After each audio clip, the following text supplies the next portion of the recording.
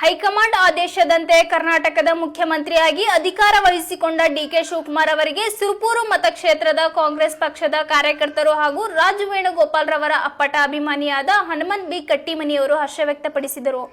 ಹಾಗೂ ಶಾಸಕರಾದ ರಾಜು ವೇಣುಗೋಪಾಲ್ ನಾಯಕ್ ಅವರಿಗೆ ಸಚಿವ ಸ್ಥಾನ ನೀಡಬೇಕೆಂದು ಒತ್ತಾಯಿಸಿದರು. ಅವರ ತಂದೆಯವರಾದ ದಿವಂಗತ ರಾಜ ವೆಂಕಟಪ್ಪ ನಾಯಕ್ ಅವರು 4 ಬಾರಿ ಶಾಸಕರಾಗಿದ್ದರೂ ಸಚಿವ ಸ್ಥಾನ ಲಭಿಸಲಿಲ್ಲ.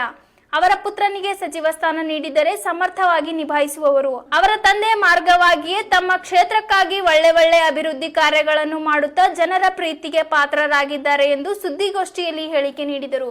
ಘನ ಸರ್ಕಾರದ ಕಾಂಗ್ರೆಸ್ ಸರ್ಕಾರದ ಮಾಜಿ ಮುಖ್ಯಮಂತ್ರಿಗಳು ಸಿದ್ದರಾಮಯ್ಯ ಸಾಹೇಬರಿಗೆ ಹಾಗೂ ನೂತನ ಮುಖ್ಯಮಂತ್ರಿಗಳಾಗಲಿರುವ ಡಿಕೆ ಶಿವಕುಮಾರ್ ಸಾಹೇಬರಿಗೂ ಅಭಿನಂದನೆಗಳನ್ನು ಸಲ್ಲಿಸುವ ಜೊತೆಯಲ್ಲಿಯೇ ಸುರಪುರ ಮತಕ್ಷೇತ್ರದ ಕಾಂಗ್ರೆಸ್ ಪಕ್ಷದ ಅಪ್ಪಟ ಅಭಿಮಾನಿಯಾದ ನಾನು ಹನುಮಂತ ತಂದೆ ಭೀಮಣ್ಣ ಕಟ್ಟಿಮನಿ ಸುರಪುರ ಮತಕ್ಷೇತ್ರದ ರಾಜ ವೇಣುಗೋಪಾಲ್ ನಾಯಕರ ಅಪ್ಪಟ ಅಭಿಮಾನಿ, ಡಾಕ್ಟರ್ ರಾಜ ವೆಂಕಟಪ್ಪ ನಾಯಕರವರ ಅಪ್ಪಟ ಅಭಿಮಾನಿ.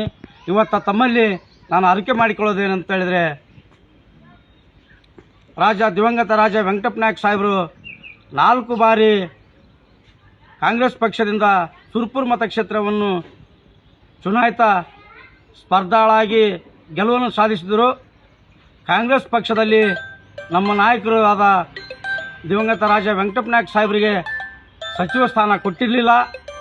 ಆ ಕಾರಣಕ್ಕಾಗಿ ಕರ್ನಾಟಕ ರಾಜ್ಯದ ಕಾಂಗ್ರೆಸ್ ಪಕ್ಷದ ಎಲ್ಲ ರಾಜಕಾರಣಿಗಳಲ್ಲಿ ನನ್ನ ವಿನಂತಿ, ದಿವಂಗತ ರಾಜ ವೆಂಕಟಪ್ಪ ನಾಯಕರವರ ಹಿರಿಯ ಸುಪುತ್ರರಾದ ಇವತ್ತಿನ ಸುರಪುರದ ಶಾಸಕರಾದ ರಾಜ ವೇಣುಗೋಪಾಲ್ ನಾಯಕ್ ಸಾಹೇಬರಿಗೆ ಸಚಿವ ಸ್ಥಾನವನ್ನು ನೀಡಿ ಆಶೀರ್ವದಿಸಬೇಕಂತೇಳಿ ಎಲ್ಲ ರಾಜ್ಯ ನಾಯಕರಲ್ಲಿ ನನ್ನ ಹೃತ್ಪೂರ್ವಕ ಧನ್ಯವಾದಗಳು.